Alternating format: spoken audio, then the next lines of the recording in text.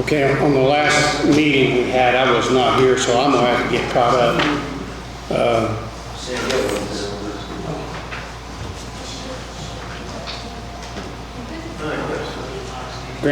Grant, can you go ahead and take over? So, what have we changed from the old ordinance to the new one? My understanding is that last time we tried, I thought it had actually been repealed.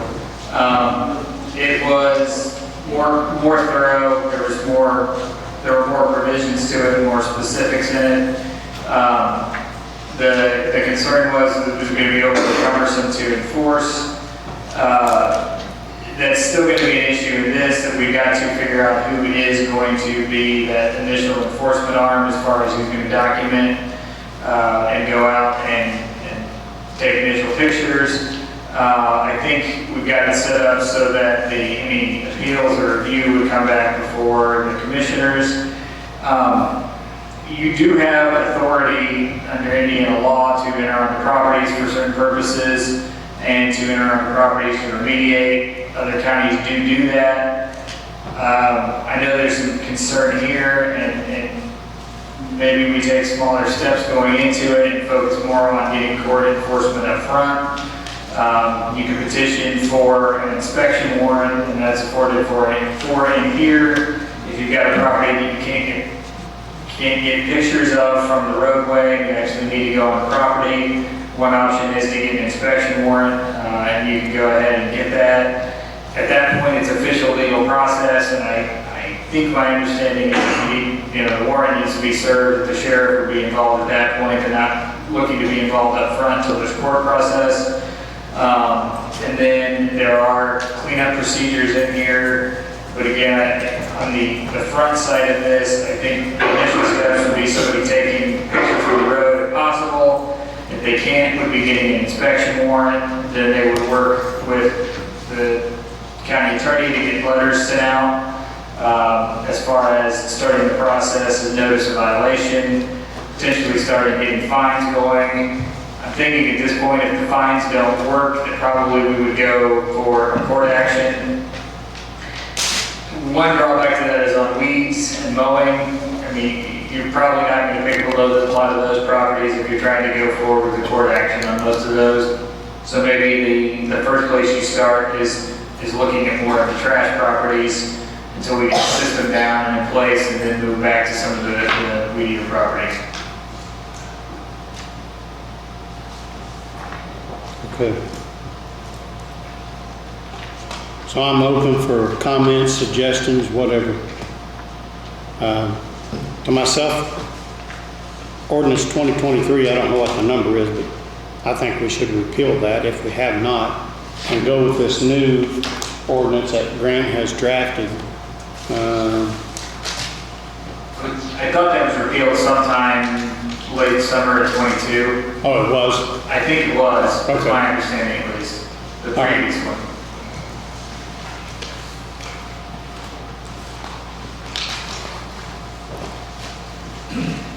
All right, from right now, we're going to assume that it has been repealed, and the new draft that you got, we'll talk about it. Myself, I'm in favor of doing the fine system instead of trying to put a lien on a piece of property.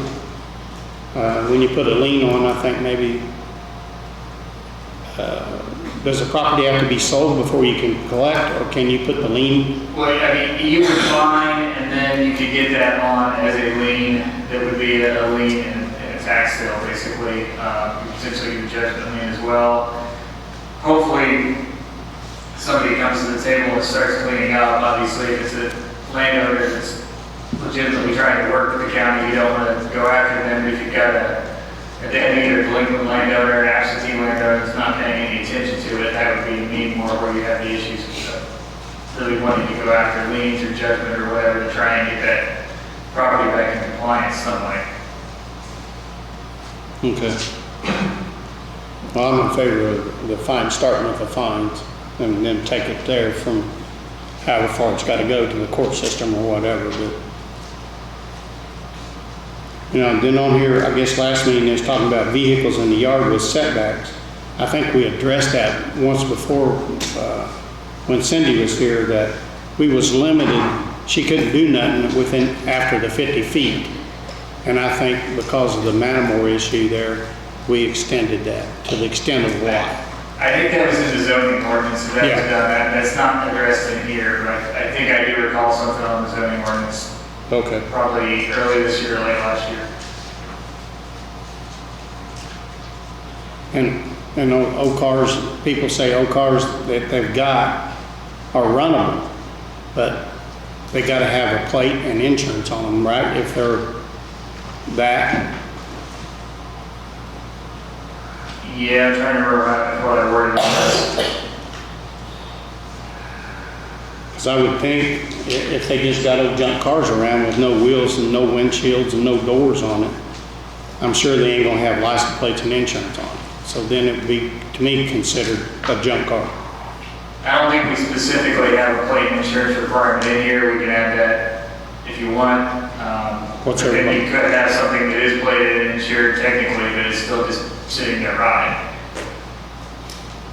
Well, if we went to make them clean it up, and they say, it's usable, we say, well, you gotta have plates and insurance or it's not. So what's everybody's opinion on that? They'd have to prove the plates and insurance. I agree with that, because you're not gonna be driving it if you don't have insurance. Yeah.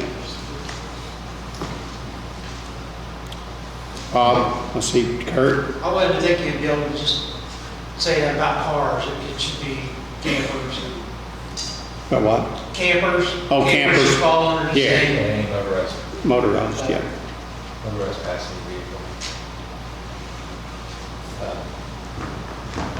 I don't think, from the insurance side of things, I think we could require that they're plated, which will require that they are insured at the time of plating, but, I have, my office is on the way to the DMV, and I have customers that come in there every month and get insurance, they get a card that says they've got 6 months of coverage, and next month they don't have to pay.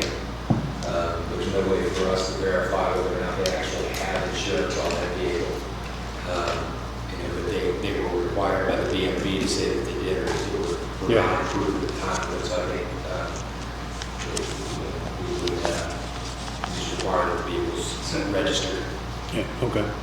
We don't really have a specific category in this one for vehicles or automobiles. We could have a specific enumerated one that said something about unplated, untitled vehicles or something like that, if you want to add something specific about them. I think it would give a little more teeth into it. That way they can't bullshit you when you go there, whoever, if it's Kurt or whoever goes there and says, well, I'm driving that today. You could say it's operable too, that it's got an engine, it's got a start. Yeah. And if you require license plates to be on there, it should be license plates to that vehicle, Yeah. not just something taken off another one stuck on there. And then how do you, actually without going through the sheriff's department, how do you find out if that's correct? They have correct license plates. It's just on there and it's got the proper date, but it's off of some other wrecked car or taken out of a junkyard. The license plate, just taken out of the junkyard. How do you know? Should the registration, the VIN and the VIN and the plate number on the registration should be. I understand that, but without cooperation of the sheriff's department, how do you pursue that? I mean, as far as going on the property to check them, or Both. Going on the property, getting the VIN number, license number. If you're going to do that, how do you know that that license plate is assigned to that vehicle? By the VIN number on the registration. The sheriff would have to run those plates. Somebody would. Somebody would, but the question is, who's the somebody? Yeah. Well, if he says it's operable, when you say, well, let me see your registration, on that registration, it gives a plate number and the vehicle. And with a VIN number. I mean, you can look and see if the VIN number matches the registration. If you don't, he's just stuck a plate on it off something else. and that's it, they cooperate. If they don't cooperate, then you're back in the court order situation anyway, in which case I think you would be able to get the sheriff involved at that point. Has everybody had a chance to read the new ordinance? Kurt, do you have any, I know that at one time you was out with a property that had some multiple violations and you had no way to make them clean it up. Yeah, I ran across that. It's mainly with cars. Salvage companies won't take the car because if it doesn't have a title, which a lot of cars that are sitting, vacant cars don't have titles, or nobody knows where they're at. They're very hard to get rid of. That's same way with campers. If there's no identification there, it can be anybody's camper, and you just can't get rid of it, you know? Yeah.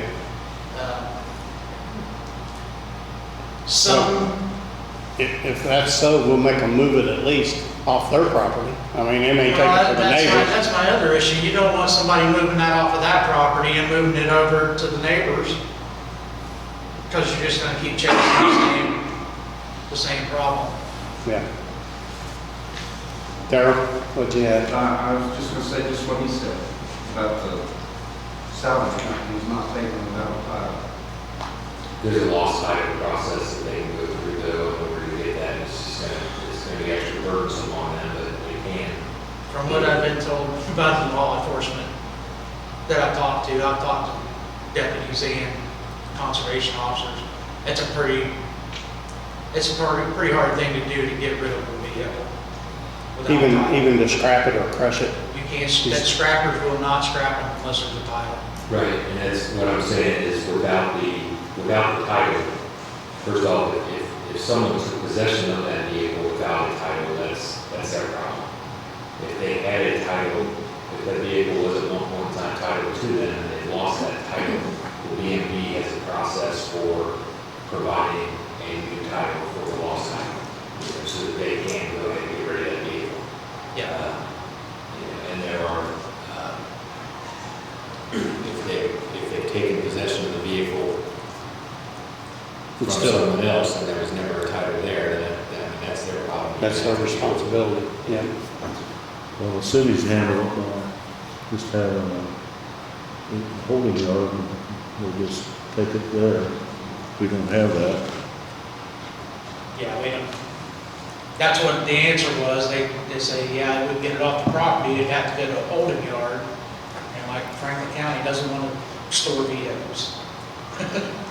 So, until they come up with a title, you know, if you're waiting, let's say people have 6 months or a year or whatever ends up being to clean up a property, and they can't come up with a title in that amount of time, they're not gonna meet their deadline. And the county can't just move that off their property and take it somewhere, because we don't have the room for it. It looks like the BMV has a form, this application for certificate of authority for disposal of a vehicle that you can present to the BMV and get authority, and then to the automotive recycler. So it looks like there is a procedure to do that with a relatively straightforward form. Wonder if we can get those forms. Yeah, the form's just online. There's a fillable PDF on the BMV page. Okay, Phil, get us some forms.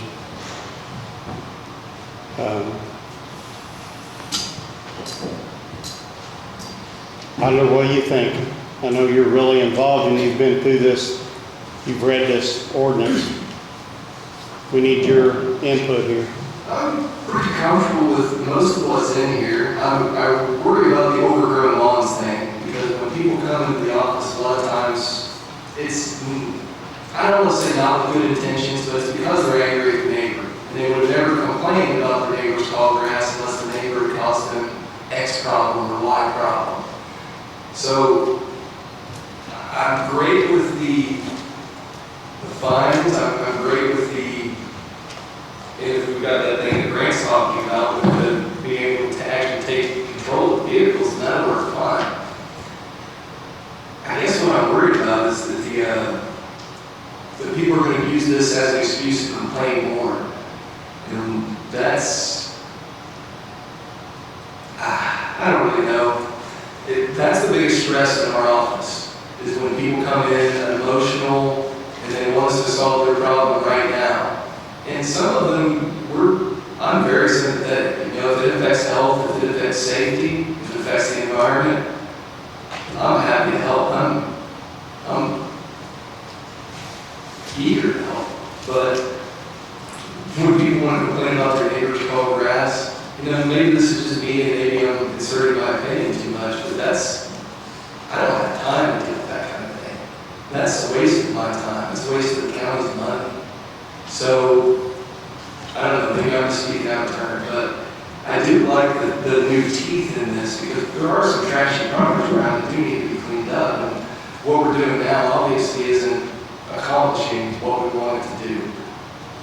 I'm just worried that we don't want to give the public ammunition to go against their neighbors. I kind of alluded to this in the last meeting because when we insert ourselves into these neighborhood feuds once, then we have to insert ourselves every time. And I just worry that we don't have the staff to handle it. Like we were talking about, you know, with the tax liens. You know, if the people in the offices that are going to administer this don't have the time or don't have the number of employees to be able to do it, then we're creating laws that can't be enforced, and that's going to cause the public to disrespect us and not respect us. And I'm worried about that. I want to make sure that anything that's in here is something that we can tie to public health, public safety, or environmental issue. You know, unsightliness, yeah, we do need to make sure that, you know, his property values are affected. If your neighbor has a trash all over his yard, and he has cars everywhere, then absolutely. You're lowering your neighbor's property values, and people need to understand that. But from my perspective, rather than go through a big process of complaints, I would go personally and clean up the trash on people's property. If they won't do it, I'll do it.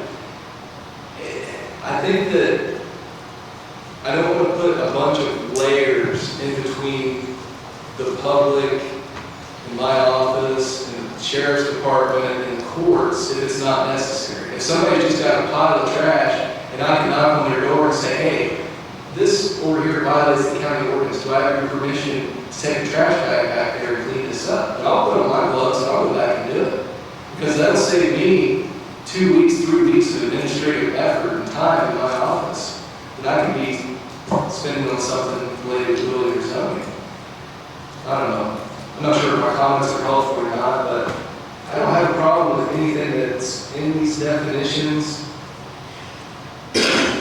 I'm not sure that I should necessarily be the one to enforce it, but if that's the way we're going, then I will. I'll follow the commissioner's will, absolutely. I just worry that this, like I said, that this is going to give the public ammunition to harass their neighbors. And if their neighbors are violating our ordinance, that's a problem, but we need to think about how much time we have to deal with these issues and how much money we have to deal with these issues. If we put all these fines on people and we haul off people's cars, we spend, you know, $2,000, $3,000 hauling off 5 cars for somebody. What do we do if we never get that money back? That comes out of our budget. And it's good to say that when the court said we had to pay this, but there's a lot of stubborn people out there that I've seen in my real life, and the court can tell them, we're here until doomsday. You need to do this, you need to do that. But until somebody shows up to arrest them, they ain't going to do nothing. Because they don't have any money. They don't have any way to pay the fines. So I guess I want this to have teeth, and I do like the idea of the tiered fines where, you know, it starts at $250, then $500, then $750. You're teaching people, you know, we're going to keep going after this, you're going to solve this problem. But what do we do when we get to the point where they still won't solve the problem? Then that's just costing the county money, time, and everything. So I'm on the fence about it. I see great things about this, and I see things that are going to cause nightmares for our office. And my other concern, which kind of hasn't been brought up, the current zoning code places all this under the Area Planning Commission, and Caitlin as the executive director. That's not a problem with moving over with the commissioners at all. It's just that we have to go through literally 50, 100 references in this zoning code that say the executive director is responsible for, and change that to you know, the building department is responsible for under the authority of the commissioners or something like that. And that's not a problem, but then we have to take that to the APC and then we have to bring it back to you. There's a big process here. And I want to make sure we don't skip these steps, because when this goes to court, we actually have to enforce this. We don't want to end up in a whitewater canoe situation where we're trying to take away people's school buses and then they take us to court and cost us a whole bunch of money. And then in the end, we just look silly. So I guess that's my suggestion, is that let's make sure that anything that we do is something that the public will be willing to some extent to comply with. Because if it's not, then our authority gets eroded. It makes us look stupid because we can't enforce our own laws. So I guess that's all I have to say about it. Do you find that when people complain, they call you I find that, if it's their neighbor, they don't want to sign their name. They don't want the neighbor to know that they're complaining. Now, how many times they ask me, will you sign this so my neighbor don't know? And I have done it a few times, you know, in situations, but I'd make them sign if they want to complain. That's the biggest problem that we have, I think, in that office, is that you're right, 80–90% of people want to file those complaints anonymously, and we have people that walk out when they can't file it anonymously, or we have to, you know, get somebody from the APC or someone who used to be on the APC to be willing to file that complaint. And that puts heat on people who aren't even involved. You know, thank God we've never had a situation where a public official has been harmed because of trying to enforce something, but I know I would feel pretty terrible if we got other people involved in something and then somebody went after them. That would make me feel absolutely terrible. Yeah. So yeah, please, it definitely, we need, I would take it a step further, and I would say that once they file a complaint with our office, the neighbor they complained against should be notified that that person did file a complaint. Now, I know that could potentially cause even more neighborhood war, but we need to get this out in the open. The whole problem in a lot of these cases is that neighbors won't talk to each other. You have people that move in that don't know anybody in the neighborhood, and they want things cleaned up because they just bought a nice house on a nice property, and then their neighbors won't work with them, and then they don't want to talk to their neighbors or get to know their neighbors because they judge them because they're, you know, headbangers or whatever. We've got a lot of people around here that are just good old boys, and they want to be left alone. And I have the same problem with the dog warden. The neighbors all complain that their neighbor's dog's on their property killing chickens or something, but don't tell them I said so. You know, so we got to try to get the dog. It's a problem more than just trash.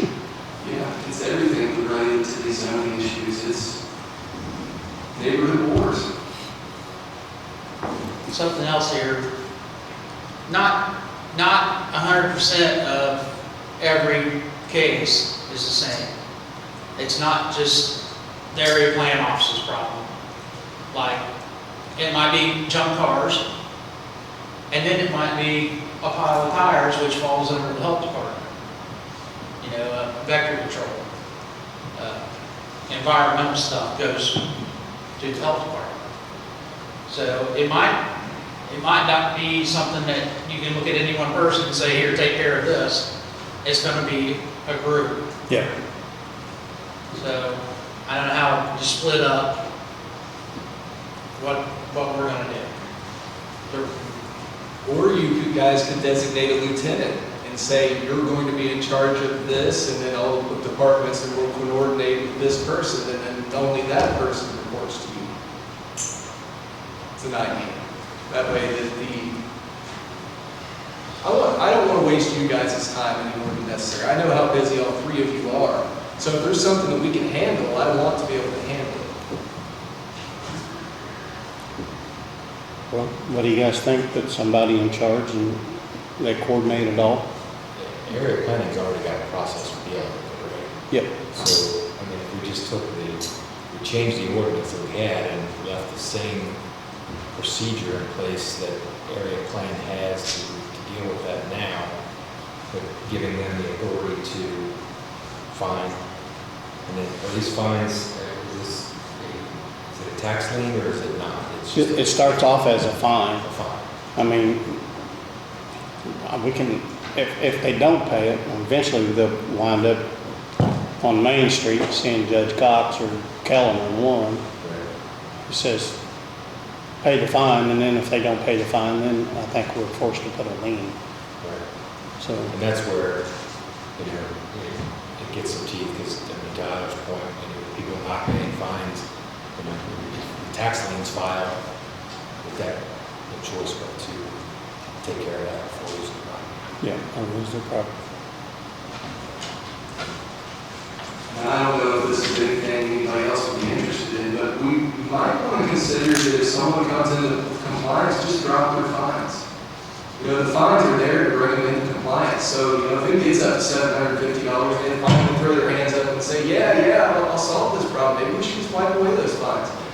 Because if we don't, then we're going to end up in situations where we may end up seizing someone's property because they have a junk car in their yard. And that's a step too far. Yeah, that's too much. I don't want anybody's property. I don't want them to lose it. Right, and I've had circumstances like that in the past, and hopefully if you send a letter to somebody's like, okay, yeah, I'll get rid of this stuff. It's really the people that dig in. I had one case where the party literally spray painted FU, only not abbreviated, on the garage door on the day that we started finding them. That party we were not too happy with, went rather aggressively at that point. If you've got somebody that is coming into compliance and really trying to work, you can absolutely exercise discretion and work with them. I think so too.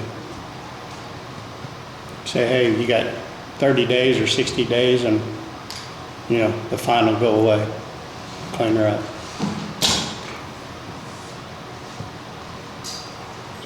Daryl?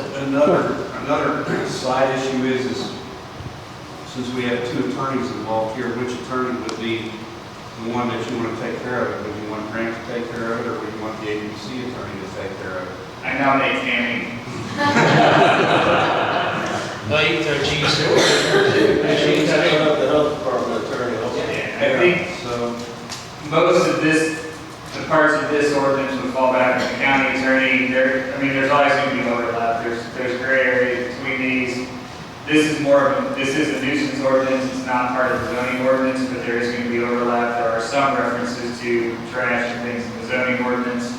A lot of what the zoning ordinance is going after is going to be, somebody living in a space that's not habitable and not allowed in the zoning ordinance, things like that, which is going to be different from this. There is going to be overlap, and if you've got somebody that's really recalcitrant, you can potentially use multiple approaches at that. And one thing I think about, if it's a tire on the rim, that it's not the health department, because it would fall under the nuisance ordinance, because the tire on the rim is not a vector. On the rim is not a vector. So there's going to be case by case working through some of these.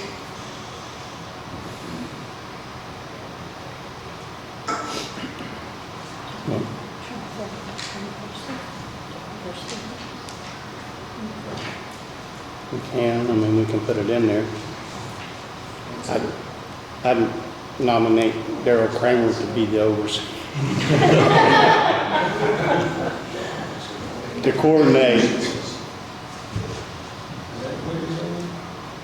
But anybody else got input on anything before? I know Grant's took us, I Dave. had a question about, since we've dealt with a lot of this, the dogs and other animal nuisances, is that addressed somewhere else in the ordinances or codes, or?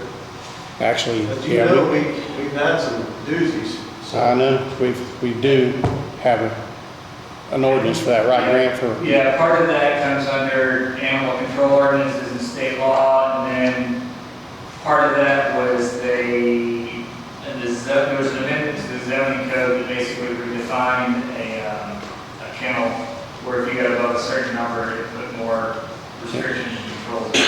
if you got over 8 dogs, you'd have to have a kennel license. That's a license, okay. Yeah. There. I got 3 different things. On the copy I have in here, it has demolition remains. Should we give them a time that they can have them there until they get done? I mean, somebody's house burns down and it takes them 6 months to get their insurance money, is there a time allowance there for them to leave that stuff there until they can get their insurance money and get it cleaned up? Or do we want to handle that on a case-by-case basis? And then number 6, structures defaced with paint or graffiti. Do we really have a problem with that? No. And then, like I was saying about the overgrown lawns,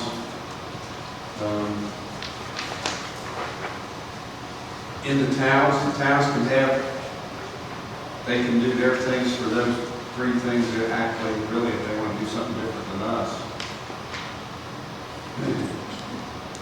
Those are just 3 things to think about there. Part of where the overgrown thing comes in, the target here is not agricultural, but you've got, Metamora is not incorporated, and that falls into the commissioners. If there's a weed problem in Metamora that's bugging your neighbor, that is different than if I don't have a neighbor for a half mile from me. And I don't know if there needs to be a distinction made in that circumstance. I feel like a distinction between R1 zones and agricultural zones may be required because they're really 2 totally different situations. The people that are living in R1, that's typically subdivision type environments where houses are relatively close together and everybody has to see what their neighbor's doing all the time, whether they want to or not. Whereas if you live out where I live, you may not, you might be 500 feet, 1,000 feet from your closest neighbor. And if you're bothered about the height of your grass, then it's probably because you're in a bad mood that day. To me, it's more than just, you hadn't mowed your yard in 3 weeks or a month. It's if it's the weeds are over my head and you can't even see the building, then you got a problem. But if it's just the grass is that tall, of course, the town of Brookville got on us for having grass over 6 inches one year. Threatened to take us to court. But, I think 10 inches might be excessive there, but I do think, you said, when it gets to a certain height, we have to have something there because that can hide a bigger problem. yeah. Maybe having a specific height would be a good idea, whether that's 24 inches or 36 inches, whatever that is. Maybe we should call that out, because if we don't, then I don't know, court proceedings, but it could cause a little gray area. It's got 10 inches in there now, you can raise that up. We'll raise that up for certain districts, however you want to do that. I mean, I could see in an ag area, somebody's got a bunch of invasive weeds, and the farmers may not be happy with them, but they're letting the yard grow up. Or if they got a bunch of old farm equipment sitting around and the weeds just growed up around it, I don't got no problem with that. Out in the farm country, because most farm equipment is exempt, correct? Farm and agricultural pastures, fields, and forest areas are exempt.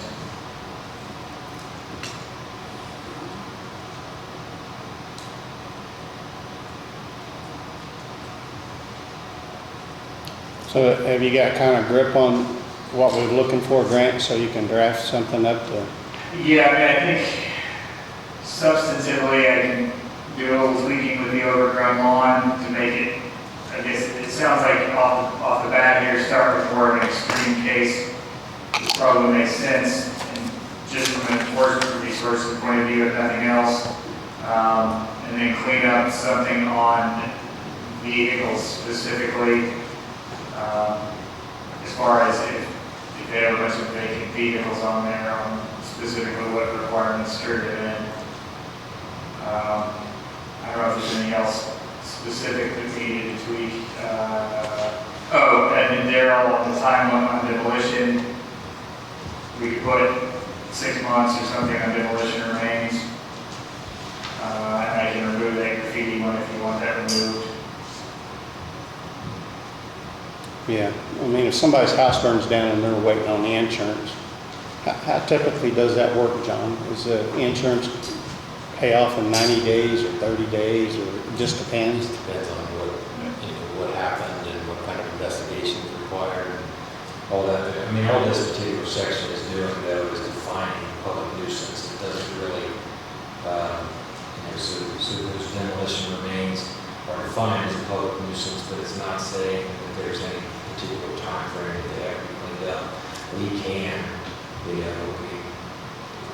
we can check on that situation and know whether or not there is indeed pending, whether there's pending litigation or pending insurance claim that's going to help with this and bring that into consideration as opposed to just jumping forward with something to get somebody's house burned down. You could have just documentation that repair consideration for ongoing insurance is ongoing, somewhere like that. Or could we leave it to the discretion of the inspector, whoever takes care of it? Can we do that? Yeah, you can do that. Yeah, he'll know, but, I mean, they'll know. I know if you guys could take a look at the property there in Matamore on 52, so the neighbors will quit chewing my butt out, I'd appreciate it.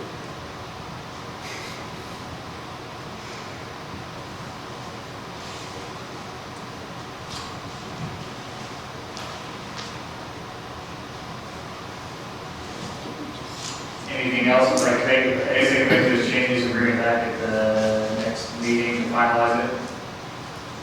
I'm good with that. Okay. And then we'll have to, the publication requirement, I think it's 30 days after it's published. We'll probably publish a short form saying where the full copy is available. We can probably likely post that on the website. Maybe we can put the link to the website on the notice. We'll do that. Does anybody here want to be the lead on, or the point man that would take the calls and delegate it out to whoever?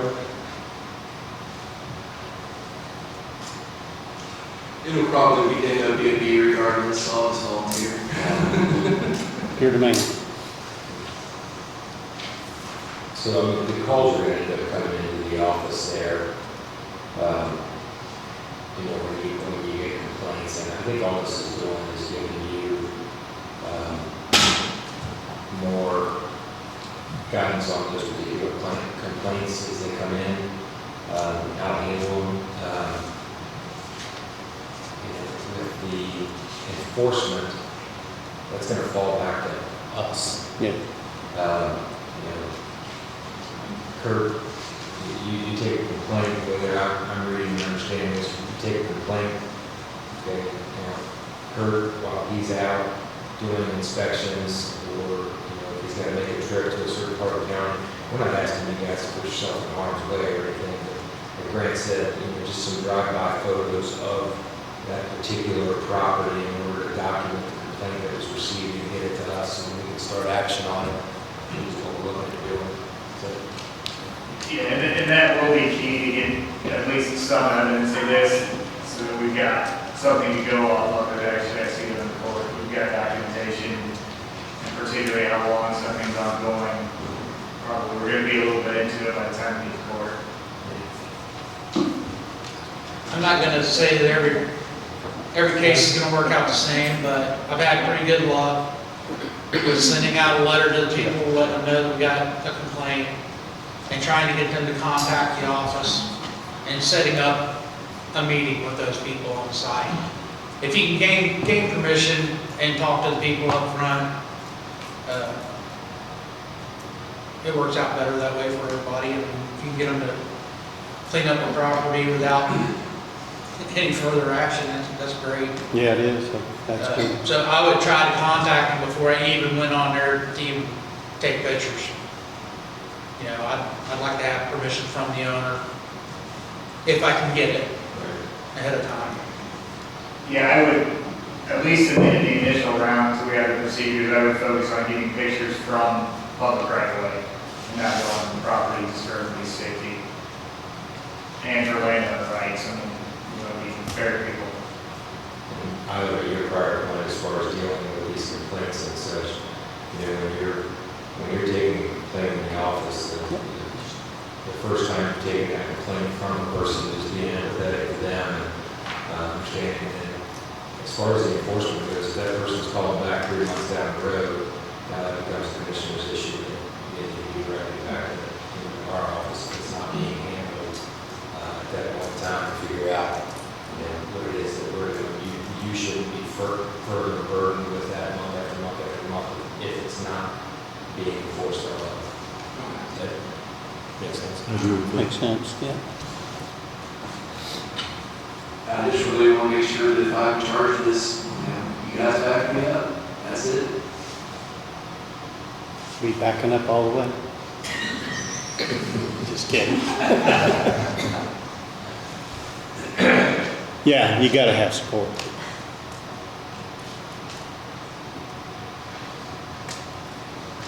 So then it's 1-5 on us to send out additional letters, is that what you're saying? Enforcement, if they can't enforce it. I'm sorry, go ahead. So for all of the current complaints that the APC board is reviewing on a monthly basis, should I be emailing those to you guys? And then 99% of them are past 30 days. Is that now a commissioner's thing, or should I be waiting on this ordinance to get solidified? I think you should wait on the ordinance. Wait on the ordinance, and then it would be, it's gonna be the nuisance type complaints. If it's somebody's living in a structure that's not zoned, that's not this. But if it's trash, if it's debris, if it's weeds over, I guess we're gonna increase that, it sounds like a little bit. But that would be where it comes in, yeah. So yeah, those would come over. Okay.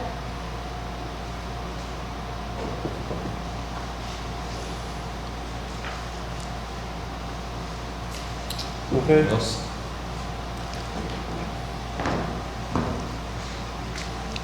I have a request for the commissioners. When, when you talk, please get closer to the microphone, or get the microphone closer to you. Thank you. Okay. Thank you, guys. I appreciate your input, your lunch hour. Grant will get something for us, our next meeting, and we'll look it over. If you guys want to look, we'll send it to all of y'all to look at it and try to get something going on this nuisance crap. So,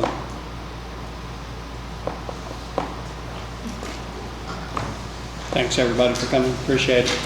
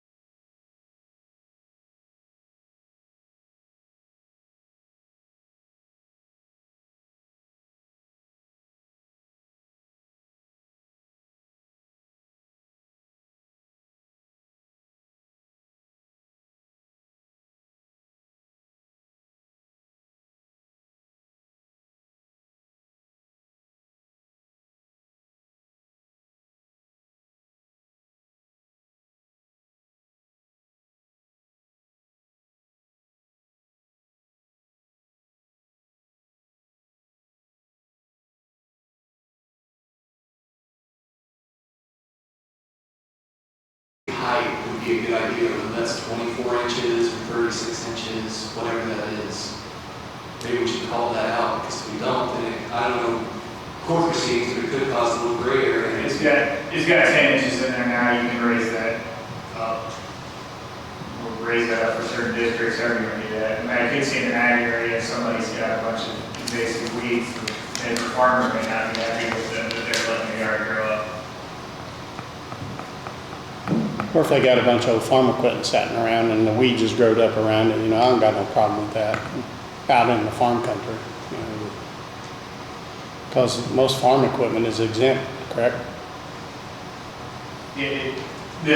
Farm, in agricultural, pastures, fields, and forest areas are exempt.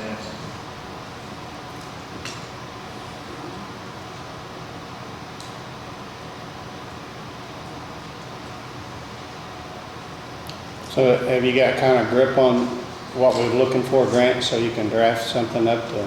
Yeah, I mean, I think substantively I can do a little tweaking with the overgrown lawn to make it, I guess, it sounds like off the bat here, start with more of an extreme case. It probably makes sense, and just from an enforcement resources point of view, if nothing else. And then clean up something on vehicles specifically.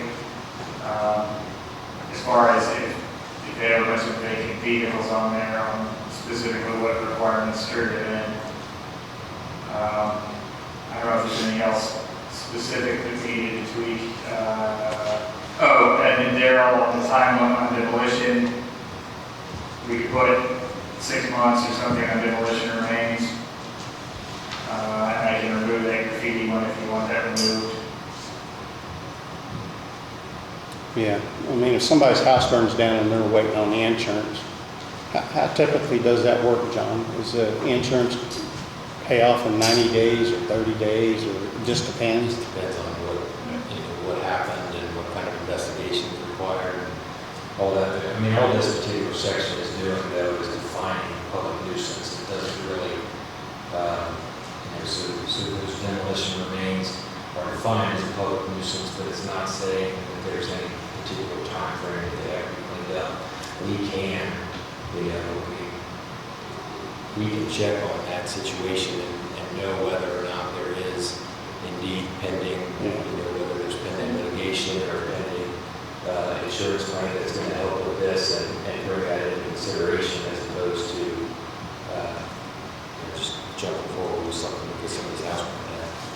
Yeah, you could have just documentation that repair consideration for ongoing insurance is ongoing somewhere like that.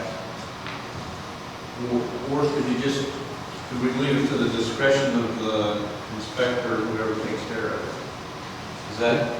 Can we do that? Yeah, you can do that. Yeah, he'll know, but I mean, they'll know. I know if you guys could take a look at the property there in Matamore on 52, so the neighbors will quit chewing my butt out, I'd appreciate it.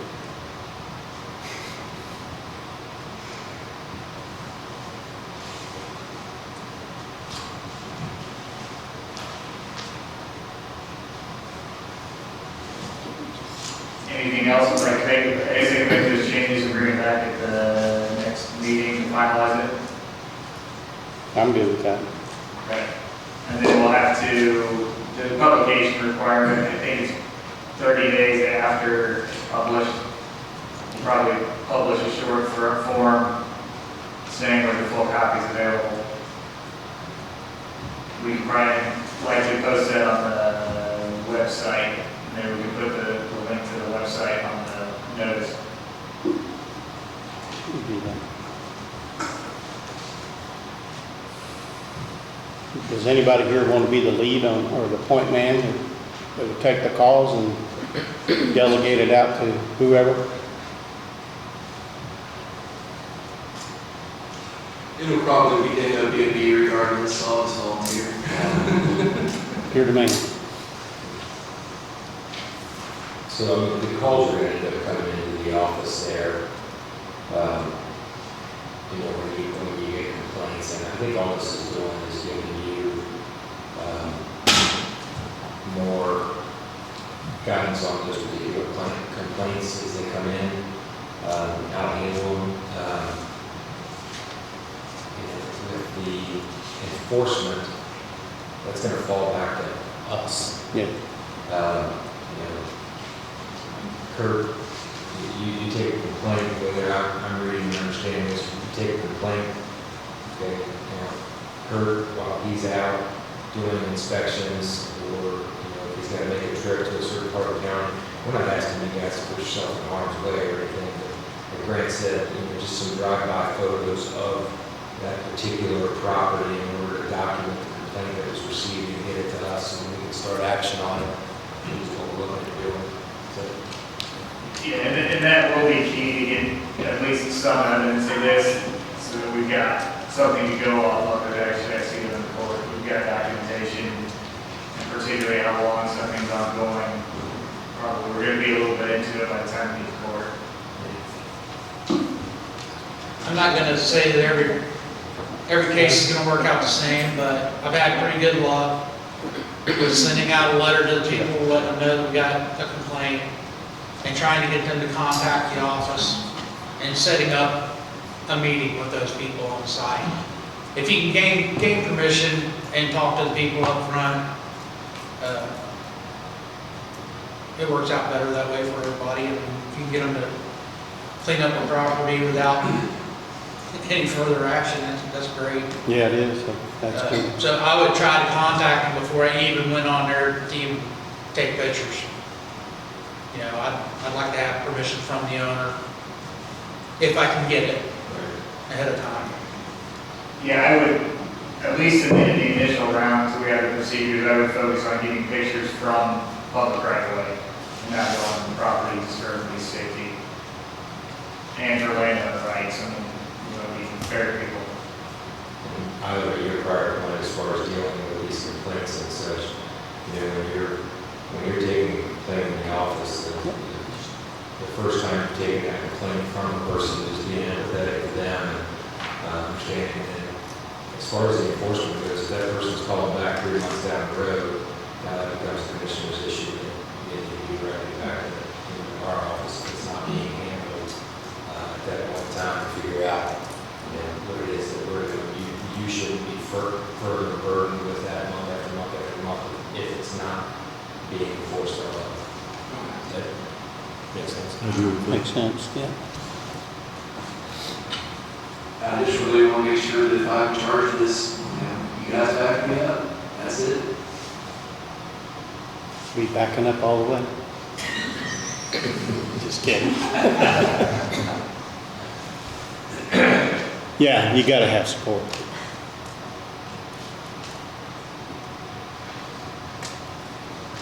So then it's going to fall on us to send out additional letters, is that what you're saying?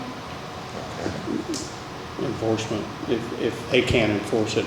I'm sorry, go ahead. So for all of the current complaints that the APC board is reviewing on a monthly basis, should I be emailing those to you guys? And then they're, 99% of them are past 30 days. Is that now a commissioner's thing, or should I be waiting on this ordinance to get solidified? I think you should wait on the ordinance. Wait on the ordinance, and then it would be, it's gonna be the nuisance type complaints. If it's somebody's living in a structure that's not zoned, that's not this. But if it's trash, if it's debris, if it's weeds over, I guess we're gonna increase that, it sounds like a little bit. But that would be where it comes in, yeah. So yeah, those would come over. Okay.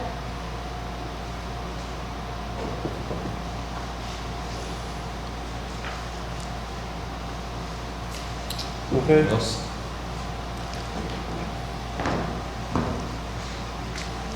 I have a request for the commissioners. When you talk, please get closer to the microphone, or get the microphone closer to you. Thank you. Okay. Thank you, guys. I appreciate your input, your lunch hour. Fran will get something for us, our next meeting, and we'll look it over. If you guys want to look, we'll send it to all of y'all to look at it. And try to get something going on this nuisance crap, so.